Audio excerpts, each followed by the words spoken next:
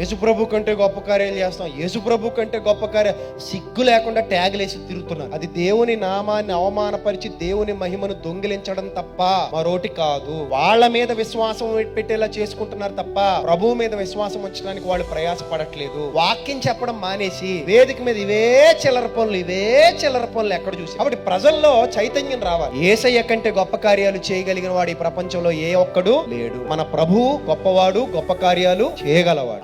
ఆయనే పక్కన పెట్టేశాడు. అరే నాయన, అద్భుతాల వల్ల మీరు మారర్రా, మారు మనసు రాదు మీకు ఎప్పుడు వస్తుంది మారు మనసు? నా యందు మీరుండండి, మీ యందు మాటలు ఉంచుకోండి, అప్పుడు మీకు మారు మనసు వస్తుంది. అప్పుడు మీకు ఏది ఇష్టమో అడగండి, అది మీకు నేను చేస్తాను. This is the rule for all. ఆయన దాటిపోయే అద్భుత కార్యాలు అయితే ఇప్పుడు ఎప్పుడు ఎక్కడ ఎన్నడు చివరికి యేసుక్రీస్తు రాకడ వరకు ఎవడు చేయలేడు. ఆయన దాటిపోయి ఆయన క్రిందే ఎవడైనా చేయాలి తప్ప ఆయన పైన నేను ఇంకా గొప్ప కార్యాలు చేస్తానని ఎవడు చెప్పినా అది అబద్ధమే.